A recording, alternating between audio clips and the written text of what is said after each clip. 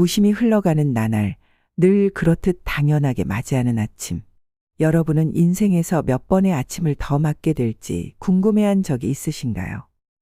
그런데 설상가상으로 여러분에게 만일 단 한 번의 아침만이 남아있다면 어떻게 하시겠나요? 지금까지 가치 있게 살아왔다고 자신 있게 말할 수 있으신가요? 삶을 뒤로 돌릴 수 있다면 어떻게 살고 싶으신가요? 뉴욕타임스 기자인 저자는 삶의 마지막을 향해 유유히 걸어가는 노인 6명과 1년에 걸쳐 인터뷰를 진행하기로 합니다. 사실 인터뷰 초기에는 그들로부터 나이듦의 고단함에 대해서만 듣게 될 거라고 생각했습니다. 나름 인생을 안다고 자부했던 저자는 그러나 그들을 만나면서 인생이 송두리째 뒤집어지는 경험을 했다고 하는데요. 마치 스승, 진정한 현자와도 같던 이들과의 대화를 통해 저자는 인생의 의미와 삶의 가치, 행복에 대해 함께 묻고 답하며 흔들리던 삶의 갈피를 잡아갑니다. 인생의 매 순간들은 마치 스튜에 들어가는 각종 재료들과 같습니다. 이 재료들은 하나씩 따로 먹기에는 너무 쓰거나 매울 수 있죠. 하지만 모든 재료가 섞이면 어느 하나 빼놓을 수 없이 모두 소중합니다.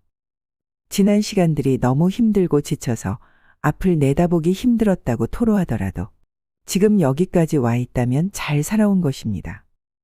이제부터는 당신을 힘나게 했던 것, 당신의 마음이 이끄는 방향을 찾아 조금만 더 확신을 가지고 발을 내디디면 됩니다. 오늘은 만일 나에게 단 한 번의 아침이 남아있다면 책을 바탕으로 감사의 힘, 행복을 선택하는 법, 죽음을 받아들이는 법 등 내 삶의 가치를 찾는 6번의 인생 수업에 대해 말씀드리겠습니다. 6번의 인생 수업 첫 번째, 행복의 선택은 자신에게 달려있다. 좋았던 때는 또렷하게 기억하고 힘들었던 때는 잊어버리는 그들의 선택적 기억력이 일상생활에 도움이 된다는 사실을 나는 시간이 흐르면서 깨닫게 되었다. 그들은 몸에서 일어나는 변화에는 어쩔 도리가 없었지만 더 긍정적인 효과를 얻을 수 있도록 자신의 과거를 마음대로 다듬어낼 수는 있었다. 나는 내 인생을 돌아볼 때 행복했다고 생각을 해. 루스는 마치 과거에 행복했는지도 우리가 결정할 수 있다는 듯 말했다. 기억 속에 남아있는 힘든 경험들도 현재에 큰 영향을 미쳤다. 그들은 대공황을 버텨냈고 배우자가 서서히 하늘나라로 떠나는 모습까지 지켜보았다. 대화를 하다 보면 루스는 가끔씩 어머니와 남편, 언니가 세상을 떠나기 전 자신이 수년간 그들을 돌봐줬던 이야기를 꺼내고는 했다. 특히 자매들 중에 가장 똑똑하던 언니는 오랜 기간 알츠하이머병에 시달리다가 하늘나라로 떠났다. 하지만 루스가 당시의 기억을 떠올릴 때면 고통스러워한다기보다 오히려 더 즐거웠던 시절로 돌아간 듯했다. 저소득층 노인들을 지원하는 기관을 운영하는 루스의 큰딸 주디는 자신이 돕는 사람들에게서도 이 같은 모습을 자주 볼 수 있다고 말했다. 85세나 90세까지 사는 사람은 다들 무척 강해요라고 주디는 말했다. 엄마는 남편도 잃고 부모님도 떠나보냈어요. 그래서 죽음을 어떻게 받아들여야 하는지도 알죠. 그렇다고 덜 힘들다는 건 아니지만 사람들은 금방 다시 일어날 수 있어요. 그래서 어르신들에게서 배울 게 무척 많은 거죠. 세상 만사를 다 겪고 살아남은 분들이시니까요. 늙는 게 꼭 좋다는 건 아니지만 꼭 끔찍하지도 않아요. 심각한 기억 상실은 끔찍한 일이다. 그러니 두려워하는 게 어쩌면 당연하다. 하지만 선택적으로 잊어버리는 것은 진정한 지혜일지 모른다. 당신이 45세라면 결혼 생활 동안이나 일하는 중에 저질렀던 실수들을 빼먹지 않고 기억하는 편이 좋다. 실수를 통해 교훈을 얻을 수 있기 때문이다. 하지만 90세라면 잊어버리는 편이 현명하다. 사회학자 라르스 토른스탐은 대부분의 사람들이 나이가 들면서 많은 것을 잃고도 만족하면서 산다는 것을 알고는 깜짝 놀랐다. 그리고 그는 그런 사람들을 쉽게 찾을 수 있다는 사실을 발견했다. 우선 첫 번째는 무엇을 하고 누구와 시간을 보낼지에 대해 점점 더 까다로워진다는 것이었다. 칵테일 파티에서 사람들과 어울리거나 누군가에게 작업을 거는 일은 더 이상 큰 재미가 없었다. 그들은 새로 친구를 사귀거나 새로운 인간관계를 맺으려 하지 않았다. 두 번째는 나이가 들수록 점점 자기중심적인 사고에서 벗어나 자신이 큰 전체의 일부라는 인식을 하게 된다는 것이다.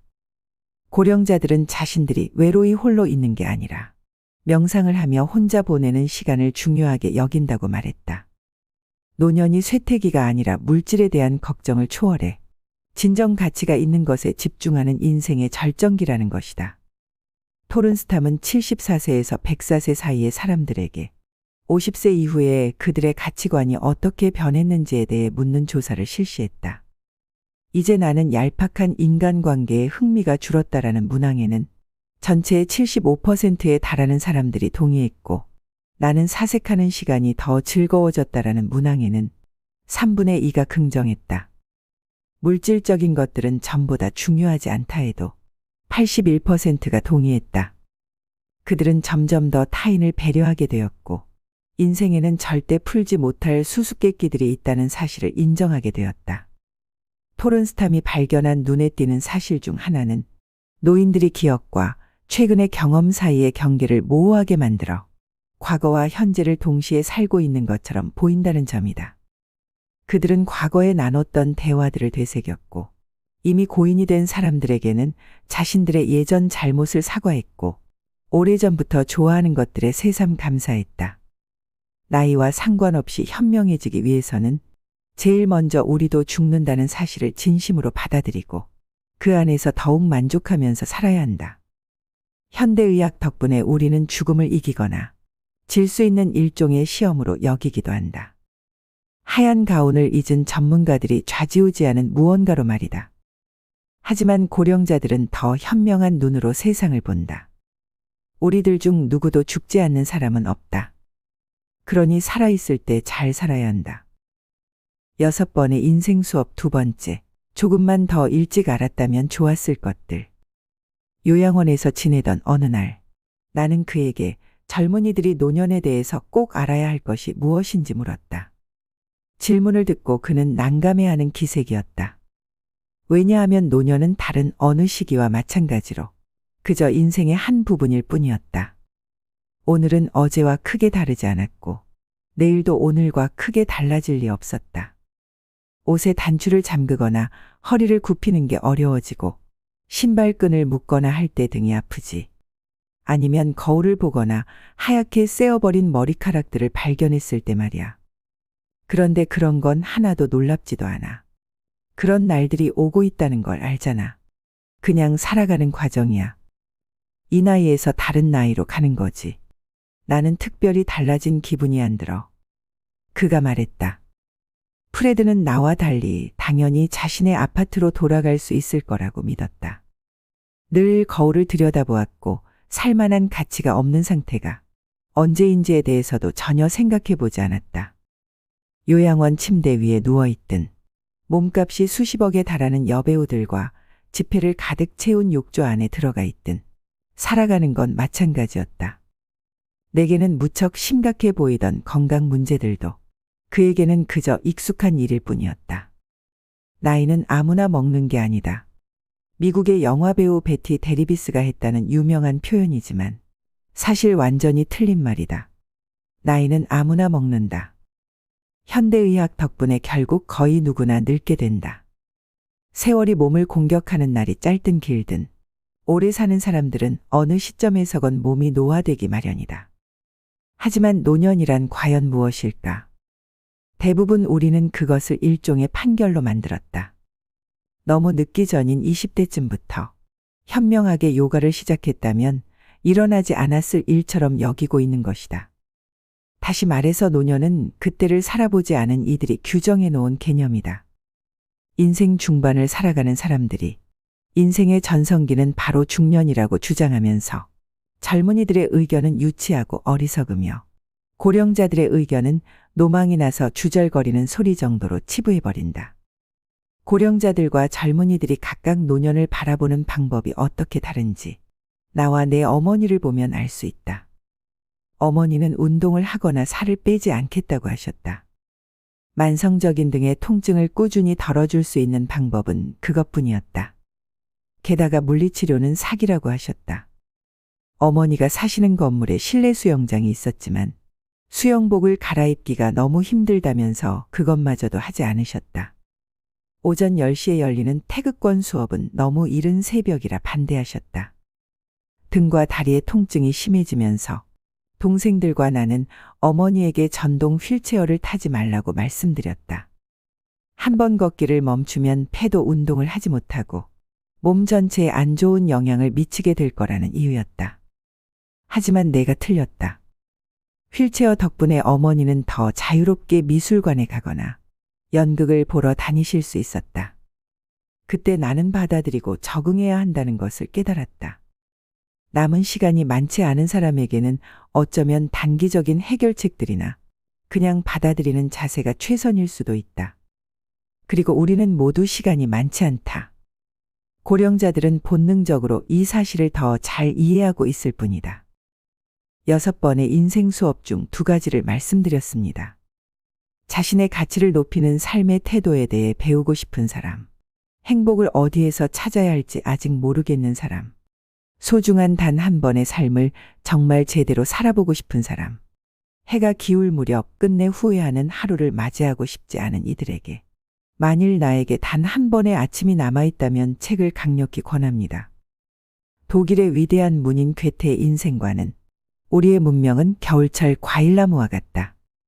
그 나뭇가지에 다시 푸른 잎이 나고 꽃이 필 것 같지 않아도 우리는 그것을 꿈꾸고 그렇게 될 것을 잘 알고 있다. 이처럼 즐거운 노후를 보내기 위해 의식해야 할 3가지가 있습니다. 첫째, 새로운 취미나 인간관계에 개방적이다. 새로운 취미에 도전하거나 인간관계를 받아들이거나 항상 오픈 마인드를 유의하는 것이다. 예컨대 새로운 취미를 하게 되면 그곳에서 새로운 인간관계가 생긴다. 레벨업 하고 싶다, 작품 전에 출품하고 싶다라고 하는 목표를 가지는 것도 좋고 동아리에 참가해 임원이나 담당을 맡는 것도 좋다. 즉 인간관계, 목표, 공헌이라는 즐거운 노후를 보내는 3가지 포인트가 중요하다. 둘째, 여유 있는 노후 계획을 세운다. 시간적으로 자금적으로 여유를 가지고 계획을 세우는 것도 포인트다.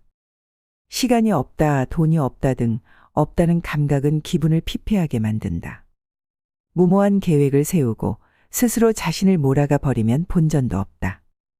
예컨대 목표를 세울 때는 누군가와 겨루거나 하는 것이 아니라 노후에는 어디까지나 자신의 시간을 즐긴다는 관점에서 설정해 보면 좋지 않을까. 셋째, 즐거운 노후를 위한 주거 선택의 포인트다. 즐거운 노후는 어떤 곳에 사느냐에 따라서 좌우될 수도 있다. 거주지를 찾을 때는 다음 포인트를 검토해 보는 것은 어떨까? 첫째로, 노후에도 안심하고 살 수 있는 집인가? 우선 체크하고 싶은 것은 안심하고 살 수 있는지 여부이다. 해를 거듭하면 건강상의 불안이 증가하고 일상생활 속에서 일어나는 자연재해나 범죄에 대한 대응도 걱정이 많아진다. 주위 환경 등 주거 환경의 안전 안심이 확보되어 있는지 꼭 체크해 본다.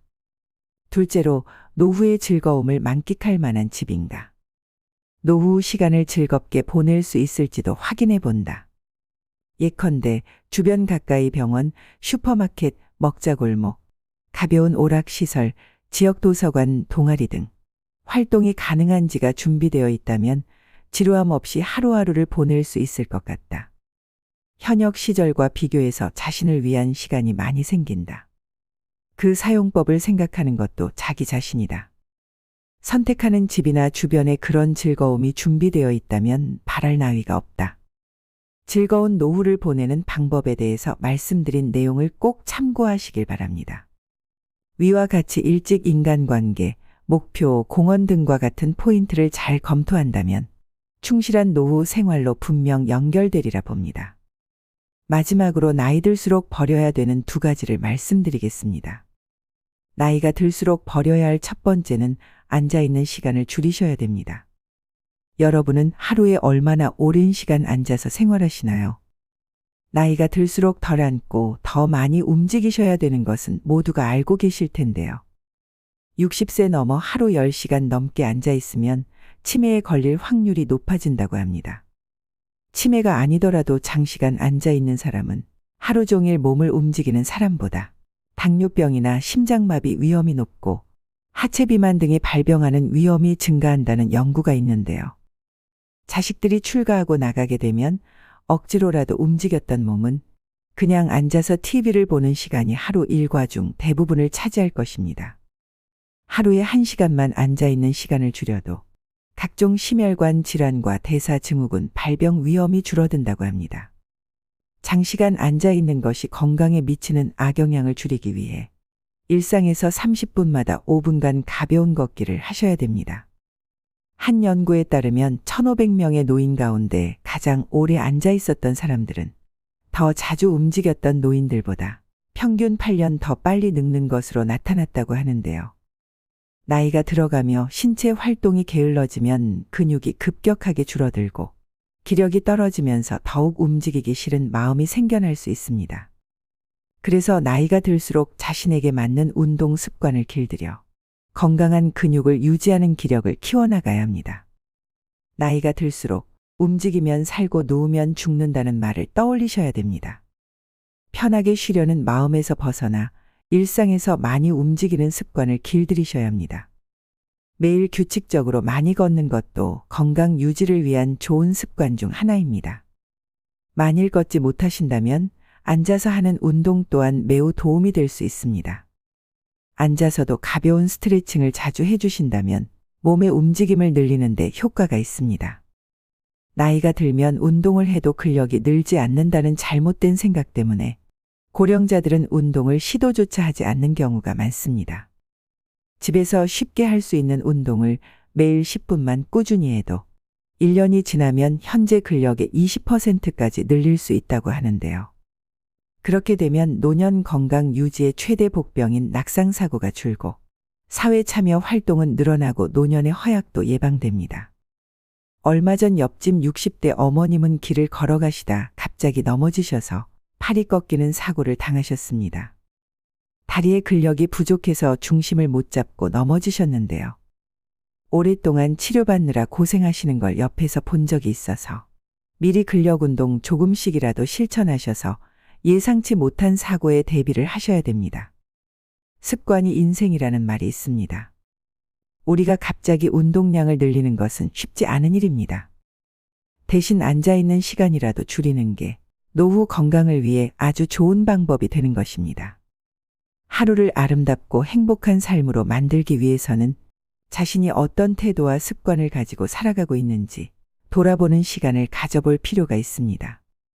앞으로 어떤 습관을 길들여 어떤 태도로 지낼 것인가 하는 계획을 세우고 실천하는 것이 바로 자신의 가치 있는 노후를 위한 중요한 지혜이기 때문입니다.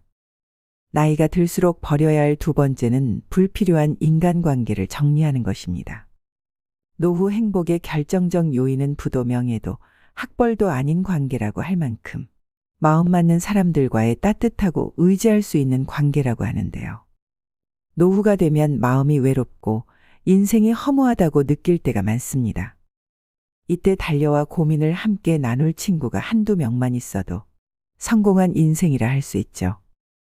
하지만 퇴직과 함께 직장 등 공적 관계망은 대부분 눈 녹듯 사라져버리고 사회 속에서 벌어지는 크고 작은 갈등은 노년의 삶의 질을 낮추고 외로움을 증폭시킵니다.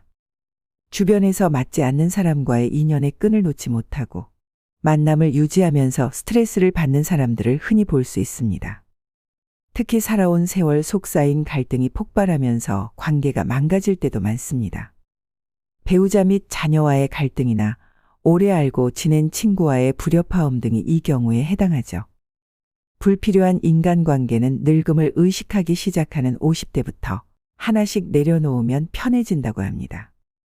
자녀들이 부모 품을 떠나 독립하고 나면 지켜야 하는 것들이 점점 적어집니다. 그러면 자연스럽게 이제껏 무리해서 만나야만 했던 사람들도 줄어들게 됩니다. 물은 나이를 먹으면 체력도 기력도 젊었을 때와 같지 않게 되니 굳이 의미 없는 인간관계에 힘쓸 여유가 없어집니다. 그러니 참아가며 사람을 만나는 일은 피곤하기만 하죠. 나이 들어서 체력이 떨어지는 만큼 인간관계에도 에너지 절약이 필요합니다. 여기서 가족만큼은 예외라고 말씀하시는 분들도 계실 것 같은데요. 결국은 가족도 같습니다. 그저 너무 가까이 가지 않는 것이 요령이죠. 관계에서 오는 스트레스를 줄이고 싶다면 사람보다는 고독과 친해지셔야 합니다. 혼자서 시간을 잘 보낼 수 있게 된다면 내 인생에서 진정으로 필요한 인간관계 또한 분명해질 거라고 생각합니다. 나이가 들어갈수록 그냥 아는 사람 100명보다 나를 잘 알아주는 사람 1명이 더 귀합니다. 그대로의 나를 받아들이는 소수의 사람과 편안하게 만나면서 평온한 노후를 보내셔야 됩니다. 은퇴 후 인간관계라는 한 연구에 따르면 배우자와 함께하는 시간을 줄이고 싶다고 대답한 은퇴자가 늘리고 싶다고 한 은퇴자보다 6배나 많았다고 하는데요. 이 같은 문제들을 비추어 볼 때 은퇴 후에도 원만한 대인관계를 유지하려면 삐걱대는 관계를 정비하는 것도 중요합니다. 가족 또는 가까운 지인 간 어긋난 부분을 개선하고 줄어든 인맥을 새롭게 채워나가야 사람 냄새 풍기는 노후 생활을 즐길 수 있습니다. 행복하고 건강한 노년을 만드는 것은 사람들과의 질적인 관계에 달려 있습니다. 놀라운 것은 나에게 이로운 관계가 행복뿐 아니라 노후의 신체적 건강까지 영향을 준다는 사실이죠. 누군가 인생은 나를 알아주는 한두 사람 붙잡고 사는 거라고 하더군요. 나이 들어서도 너무 관계에 연연하다 보면 자신에게 소홀해지곤 합니다. 그럴 때 일수록 잠시 멈춰서 자기 자신을 챙겨보시면 좋겠습니다. 오늘의 영상 어떠셨나요? 아무리 후회해도 지난 날은 돌아오지 않습니다. 내일 일은 아무도 모릅니다. 내일은 내일의 바람이 붑니다. 그것이 인생입니다. 그러므로 자신의 인생을 있는 그대로 받들이기만 하면 됩니다. 어떤 것이라도 두려워하거나 걱정하지 마세요. 원하는 일을 하고 먹고 싶은 음식을 먹고 만나고 싶은 사람을 만나고 하고 싶은 말을 하면서 살면 됩니다. 이것이 행복한 노후와 불행한 노후를 가르는 기준입니다. 불량 노인이어도 됩니다. 사람 좋은 척하면 건강이 불량해집니다. 여태까지 사람들의 눈치를 살피고 사양하느라 하고 싶은 일을 참으며 살아오셨을 겁니다. 지금까지 애쓰고 고생하며 살아왔으니 앞으로는 원하는 대로 살아보셔야 합니다. 오늘도 노후의 지혜와 함께해 주셔서 감사드립니다. 황금빛으로 무르익어가는 여러분의 지혜로운 인생을 언제나 응원합니다.